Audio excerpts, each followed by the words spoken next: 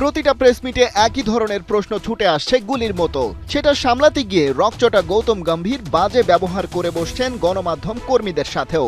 অপমান করছেন সাবেক ক্রিকেটার আর সিনিয়র অ্যানালিস্টকে। কিন্তু শাক দিয়ে মাছ ঢাকা যায় না, চেঁচিয়ে পাওয়া যায় না মার্কেট। দাদাদের দাদাগিরি এতটাই সীমা ছাড়িয়েছে, সেটা নিয়ে এবার খুল্লা কথা বলেছেন অনফিল্ড প্লেয়ার আর সাবেকরা। তাদের মধ্যে ইংল্যান্ডের সাবেক অধিনায়ক নাসের হুসেইন তো একেবারেই spot on.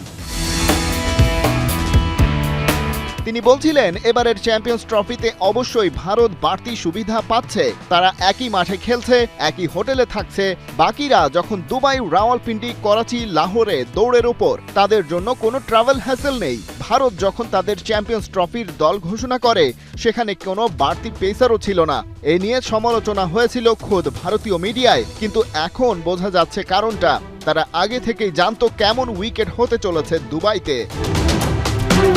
South African batter Rassie van der ডুসেনও বলেছেন, ভারত যে বাড়তি সুবিধা পাচ্ছে সেটা বুঝতে তো রকেট সায়েন্টিস্ট হওয়ার দরকার নেই। আর এসব মন্তব্য রেফারেন্স টেনে একের পর এক প্রশ্ন দুবাইয়ের প্রতিটা প্রেস মিটে ছুড়ে দেয়া হচ্ছে ভারতীয়দের দিকে। গম্ভীর দিচ্ছেন খোড়া যুক্তি, বাড়তি অ্যাডভান্টেজ কিভাবে পাচ্ছে তারা, সেটাই যেন বুঝতে পারছেন না men in blues coach.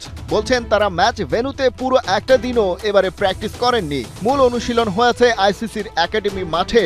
Match ভেন্যুর উইকেটের সাথে যেটার আকাশ পাতাল তফাৎ। যদিও একাডেমি আর দুবাই স্টেডিয়ামের মধ্যে দূরত্ব মাত্র কয়েকশো গজ। কিন্তু এবারে শোরগোল উঠেছে গম্ভীরের আরেকটা কথায়। বলছেন কিছু মানুষের কাজই সমালোচনা করা, তাই তারা সেটা করবেই। এই মন্তব্য নাসির হুসেইনের দিকেই যায়। ব্যাপারটা একটু বেশি অপমানজনক হয়ে গেল কি? তার ক্রিকেটাররা ভালো খেলছেন আর তাদের ক্রিকেট বোর্ড ধনী বলেই কি যাকে তাকে বাজে মন্তব্য করতে পারেন?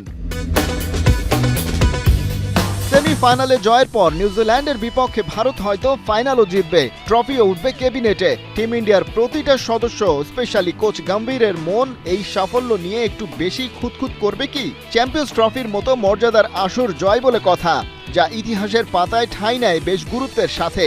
সেই অর্জন এমন বিতর্কিত উপায়ে না আসাই কি মঙ্গলজনক নয়? নাকি দিন শেষে টাকাটাই শেষ কথা? খালিদ জামিল, ৭১।